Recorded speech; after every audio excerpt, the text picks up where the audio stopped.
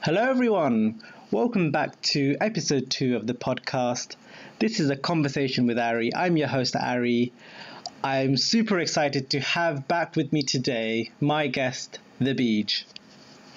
Hello, good to be back. No, good to have you back. No, thank you very much for coming back. I feel as though we exclusively talk now via this podcast, so I'm not sure if that's telling of us kind of just getting older and having busy lives. This is our port of call, our channel of communication. Channel of communication. This is a shout out to the series Brotherhood 2.0, which is now popularly known as the Vlog Brothers. The big YouTube following. Two brothers, John and Hank Green, quite famous. Started off just daily vlogging each other just to stay in touch. They had promised each other, we would cease all text-based communications and we will exclusively vlog. And then it ended up turning into a very, very popular YouTube channel. I feel this is a subtle hint. well, what gives you that idea? No. So I want you to start off by, having a bit of a throwback to the last podcast. And there's, we spoke about quite a few things there. For those, if you've not listened to the first podcast, please check it out. But one good thing, you said in the last podcast was you said, we're talking about New Year's resolutions, talking about habits. And you said, I'm not going to reinvent myself in 2019. And, I thought that was just a very kind of insightful and mature way to not just look at the upcoming year, but also yourself. What are your thoughts on that? Yeah, I didn't really think about it at the time. It was more of just an honest statement. I feel, I think you should be building upon yourself every year, hopefully develop. I'm 27, but I feel that there's still a lot of development to carry on, and I can see that development as I read more books, talk to more people, and then if you reflect back to how you were a few years ago, you can definitely see some changes. Yeah. I mean, I think, what you've touched upon there was something I wanted to cover in a future podcast. But, what you talked about, development, learning, reading, kind of building up your skill set, your knowledge. You've heard the saying, with knowledge is power, or, with great power comes great responsibility. I would argue if knowledge is power, then learning or your ability to learn should be considered like a superpower. The schooling system is really good at teaching us, what to learn, like the subjects, history, maths, like what to learn. Maybe they don't focus too much on how to learn, and I think everyone's a bit different. But identifying that within yourself and how to learn, like continuing to learn, I think is the way forward. And what better time to kind of do this than the beginning of the year? Yeah, definitely. I agree. I think lots of people, once they're comfortable with their jobs, they don't worry about learning and self-development anymore because but I think it's definitely a lifelong skill that you need to keep up. No, definitely. Speaking of skills, you mentioned in the last podcast that you had been taking up this kind of habit via the Habit app, shout out, this kind of journaling that you've been wanting to do kind of each day, where you're kind of recording or, thoughts or ideas and things like that. Is that right? Yeah, that's true. How's that been going? Yeah, it's going pretty good. I've stuck to it. I've written an entry for every day. Oh, wow. Day so far. So sometimes, I don't do it on the day, but I can retrospect. Maybe on one day I'll do two entries just to cover it. But so it's going pretty well actually. I found it. It's really good doing it before going to bed because it helps clear out any thoughts. Forces you to look at your day, see what you did. If you had a particularly bad, lazy day, then it really shows up because you don't have much to talk about. If you've had a interesting day, you can, and it'll be very interesting to maybe read what I did in January next year or something, I think. Okay, so do you feel as though you'll give it like a good length of time before you read it, or would you kind of, let it get to the end of the month? So we're February now. Would you read back through January now, or do you think that's too soon to kind of see how, the thought process has changed? I think I'll wait. I think it'll be a nice surprise at the end. Oh, yeah? Just to see. Maybe next year or at the end of the year, have one long read. I think it's a nice little treat to yourself. Yeah, I mean, you have to share that with us. Absolutely. I'll be curious to know kind of the difference, and it's good to kind of see that change, isn't it? Yeah. And then there's other plus benefits. The fact you're writing, that's another skill that, a lot of us don't write down anymore. Plus writing your thoughts, the way you express yourself, we don't do that a lot, so that's another benefit. I think you're quite right, because our thoughts, I heard the other day we have something between up to 60,000 thoughts a day, quite a large number, and thoughts can be subconscious, they can be conscious, they go very quickly, and often I think the act of writing it down, you're putting it into a sentence, you're giving it structure, you're giving it organization, you're giving it narrative. I think in terms of your mind, that's very healthy, because otherwise it's all just in your head, jumbled up, things get forgotten, things don't get remembered. So kind of giving it structure and a format and kind of practicing that skill, I think that that's something probably we don't do enough. Yeah, definitely, I agree. And it will help you express yourself, even verbally when you're talking to people or writing an email. I think it gives you added benefit. Oh, no, definitely. I think, I would say you're probably ahead of most people, because by now, actually, most people, if they've had any resolutions or habits of what things they wanted to do, they say a good proportion of, within the first month, they'll find that their resolutions have been broken, or, if they wanted to do something. So I think the fact that you've stuck to it, that's really, really good. Yeah. I found using a nice fountain pen helps. It's something pleasurable to use and to admire as well. So and when I get into certain things, I really get into it. So I've researched all about fountain pens, all the key supplies. Oh dear! So it adds another dimension, and You're really into this journaling, this captain's log. You want it to be this scroll that you're writing. You want it to be found in the kind of cursive italics. That is fantastic. No, sorry. Yeah, that's. I mean, I've been through a similar phase in my past. So I can't talk too much about wanting to kind of indulge in a nice pen and write. How about you? Any habits that you've started this year? Well, the podcast is one, but one of the things that I've actually been kind of working on, because I took your advice, believe it or not, and I wanted to start with something quite small, like a small adjustment, like I'm not reinventing myself, as you said. I want to make an adjustment and build upon what already exists. So what I've been trying to do, and what I have been doing, is working on my evening routine.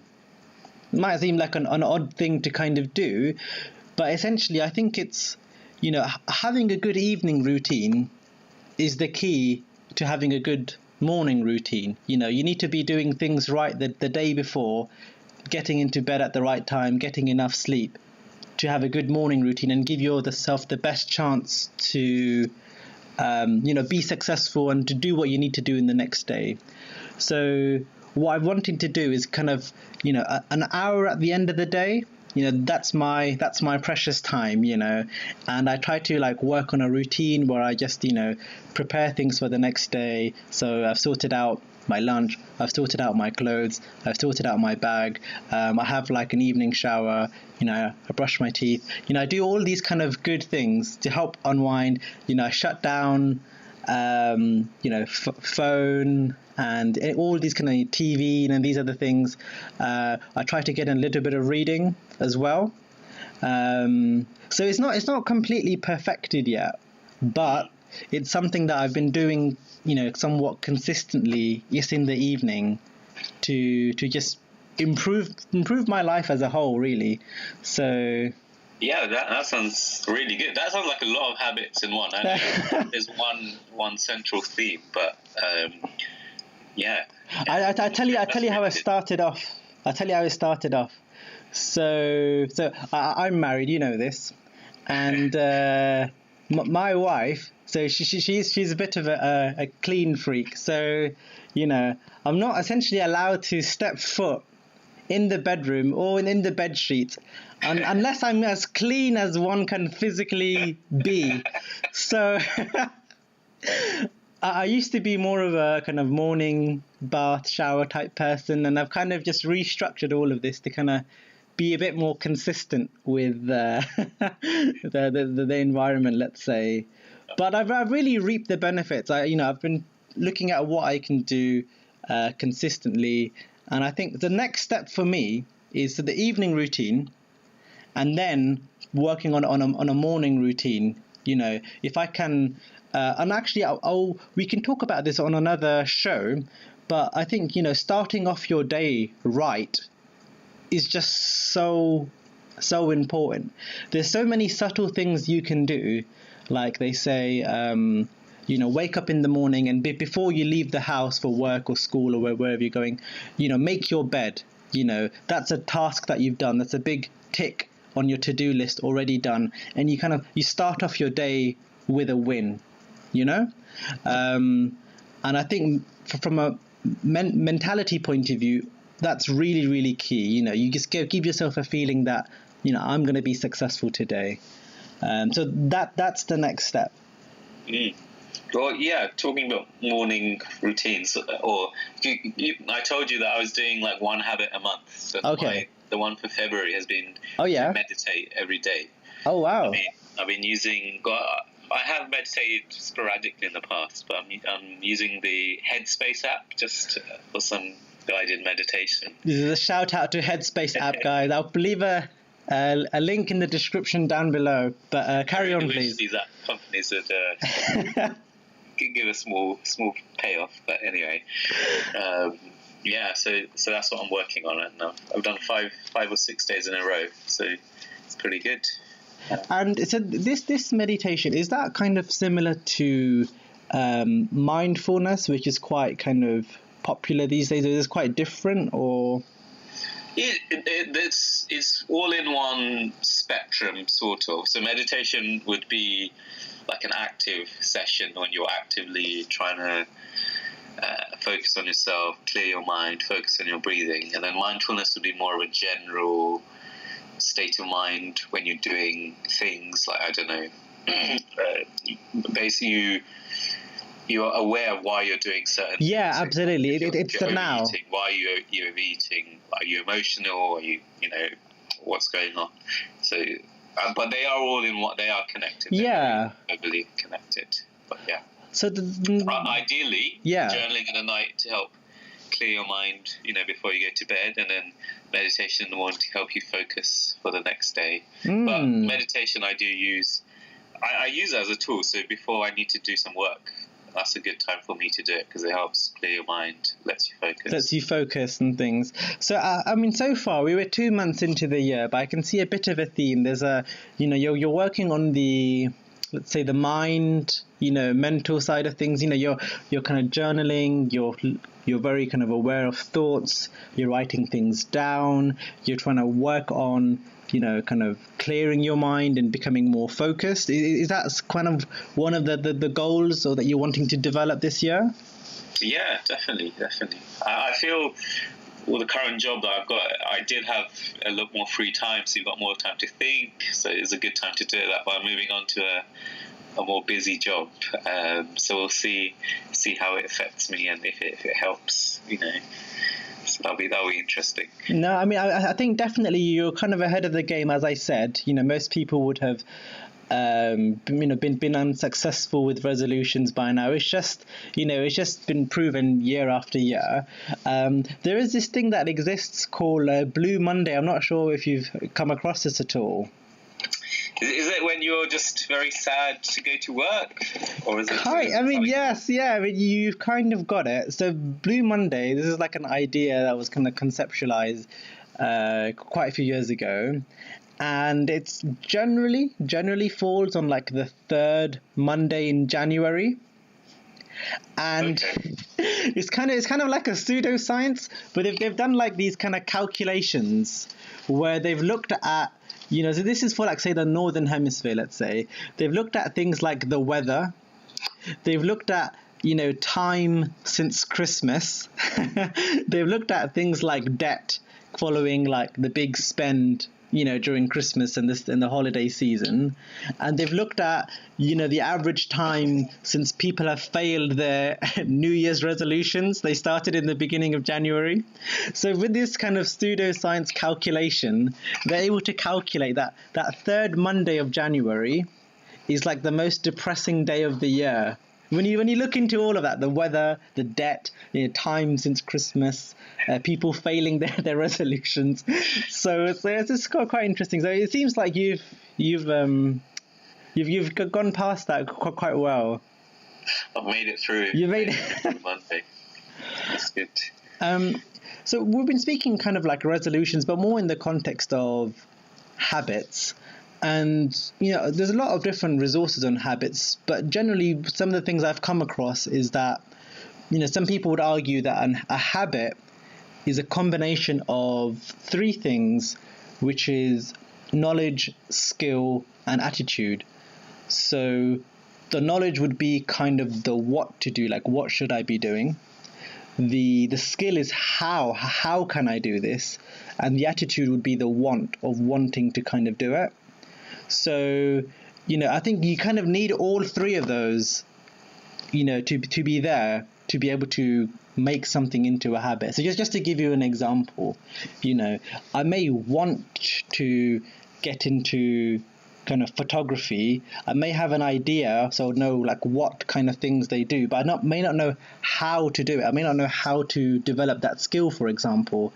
And if I'm lacking in that area of how to proceed or how to learn that in a structured way, chances are that I'm not going to be able to consistently kind of do that task and kind of develop a habit from it. The converse is, you may want to get fit. You may have a good knowledge about exercise. You may know how to do the exercises. You may know what to do. But if you don't want to do it, you don't have the attitude, then chances are you're not going to, go ahead with it and kind of make that into a habit as well. But you're saying, so you need all the knowledge, you need a bit of an attitude. Would you say there's also like a psychological aspect to it, a behavioral aspect to it? How would you address that? Yeah, I mean, is that kind of referring to something like a procrastination or kind of barriers and things or is that yeah, as in, and also things like triggers and linking it to other things, so you don't forget. It's like everyone brushes their teeth in the morning. Yeah, it's a kind of habit because you wake up and then you do it. It's linked to you waking up. Yeah, like a conditioning and such like that. Yeah. I mean, I think that will definitely kind of come with time. I think that just only helps having a structure and a routine for something, or having a designated time to do something will definitely help. Because it always helps if it's already there in your plan, as opposed to you trying to squeeze it in to your schedule, if that makes sense. Yeah. And you told me you read a really good book, 7 Habits of Highly Successful People. Oh, the 7 Habits of Highly Successful People, by Stephen R. Covey. Yeah, I mean, I can't recommend that book enough, really. That's a really, really good book. It does a really good deep dive into habits that really anyone can develop, which can really transform their kind of personal and professional lives, really. So, I mean, if you've not come across Stephen R. Covey and his works, I'll leave some information down below in the description. Please check it out. Absolutely. I'd also recommend, it's called The Power of Habit, if you really want to go into psychology and the behavioral loops. That's a really good book to read by Charles Duhigg. Really, really good. Charles Duhigg. Oh, absolutely. I'll leave that down below as well, so that our listeners can check that out as well. I'm sure, people are wanting to make a change at this time of the year, and I think having a better self-understanding is probably one of the first steps to kind of act on kind of desires and wanting to improve. Yeah. So, when it comes to the New Year's and the year coming up, 2019, what's often spoke about is all the changes people want to make. What am I going to do in the new year? But I also feel like we often don't ask ourselves the reverse question about, reflecting back on the last year. What should I not do? What was I doing that was bad? We can have habits which are good habits. We can also equally have, as bad habits. And I think sometimes, in order to develop yourself, just simply cutting out things that you were doing that were bad may be, better than doing something new. Well, what are your thoughts about that? Yeah, definitely. I think that's equally as important. You don't want to develop on bad habits, and I think changing or improving on the bad habits is a big step. And if you can argue it's harder because it's something that's already ingrained. Absolutely. In you. And that requires a lot of self-reflection and knowing how to change it. Just to ask, you don't have to answer, but are there any particular bad habits that you've identified on reflection? Anything to address? Well, we were talking about morning and evening habits. Yeah. Something like in the morning would be not not waking up after the first alarm and maybe hitting the snooze button. Oh, dude, I had that on my list. Snoozing my alarm like 5 times in the morning. Oh man, it was really, really bad. Yeah. But yeah, so something like just setting one alarm and no snooze button. That would be just getting up. Like your alarm is the time to get up. Like no negotiation. Yeah. I think one of the other kind of bad habits that I have, I mean, I think everyone's guilty of it to a certain extent, is just generally procrastinating. There's something that needs to be done. You know what it is. You just end up putting it off and off until, it can't really be put off anymore. And then you end up doing it. But you kind of just, that whole process just wastes quite a lot of time. I've tried to reflect on this myself and think, why do I just not get on and kind of do things? Whether or not this is a good reason, but I find that with me, it's more the problem solving aspect. So say if something needs to be done, like say if I need to book a train ticket, or I need to kind of sort out something boring like a car insurance or whatever, all I'm concerned about is how can I solve that problem or that query or that task, right? That to me is the kind of the thinking that I need to do and the fun part. Once I know how to do it, then I lose interest. Do you know what I mean? Does that make sense? Like, yeah. Like, so it's just for me, like the stimulus and the excitement is, something's gone wrong, it needs to be fixed. I have to think, what do I need to do? But once I figured out that, I was like, okay, that's okay. And then, I've lost interest now. That problem doesn't excite me anymore. It's not something I'm worrying about. I know how to do it now. But the problem is, because it doesn't excite me anymore, I don't actually end up doing it, which is overall not very productive. So, So how do you think you would tackle something like that? Well, I've been kind of like looking into reasons why people procrastinate. And again, I think this could be is quite a detailed kind of topic. We can talk about it in depth another time. But I think there's a little bit is the kind of perfectionist side of me. I think sometimes if you want to do something, like say you're in university, you're in class, you got to write this essay, right? And you put it off because you don't just want to write the essay. You want to make sure it's done really, really, really well. And because you have that standard, you often just don't even pick up the pen or type anything at all, because you want it to be done to a certain standard, when really all you need to do is just start typing and make kind of a bad draft and then improve on that. So I think it's quite well known, people who have that perfectionist mentality can often put off doing very, very simple things. Yeah. I think a lot of those traits that you mentioned. Well, what's that? Sorry? I have a lot of those traits that you mentioned, and I struggle as well. Yeah.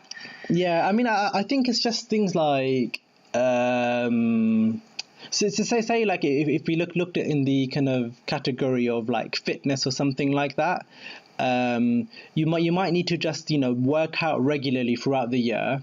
Some workouts in the year are going to be better than others, and you might just say to yourself, I don't really, feel like working out today because, I don't feel as, energetic as I was 2 days ago when I last worked out. Maybe my workout today will be suboptimal. Therefore, there's no point kind of doing it at all. You can kind of, that mentality of wanting to give the best, or the perfectionist kind of mentality, puts you off. All you really need to do is, get your butt into the gym and work out, or you might say I want to go for a run, but actually I don't have my good shoes that I like to run with.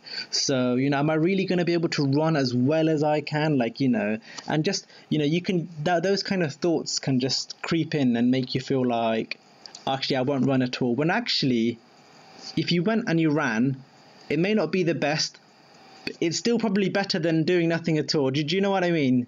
Exactly. Yeah. So, I mean, that's definitely something I need to work on this year. And I think, just embracing failure and sub optimalism, I guess, will eventually mean that I get more done and be more productive. Good. And I think that the last thing I really wanted to kind of talk about in this episode, it kind of links into kind of habits, but it's one of my theories. And you've listened to a few of my odd kind of theories and, over the years. And and this is about kind of, I feel like innately there's a human tendency for kind of addictedness in different capacities, and it can be used for good and it can be used for bad.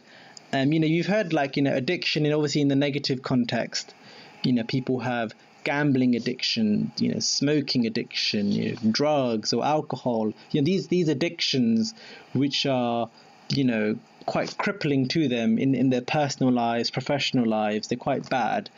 But I think, you can also see addictions in other kinds of things when, people are doing something like a sport, or say a young kid, is addicted to football. That's all he cares about. And he kind of utilizes that, the endorphins, that kind of dopamine response, that kind of reward center in his brain for something that's a lot more functional, and he can develop a good habit, like something that's physically active. Do you know what I mean? Yeah. Use it for the good. Yeah, and I think there's probably a trick somewhere in trying to develop a good habit, that you're engaging with this reward center that we have built in intuitively, that we have a tendency to then kind of tap into that, but put it to a good purpose, turn it into a good habit, and do things which we can reward ourselves and actually reap the rewards from it as well.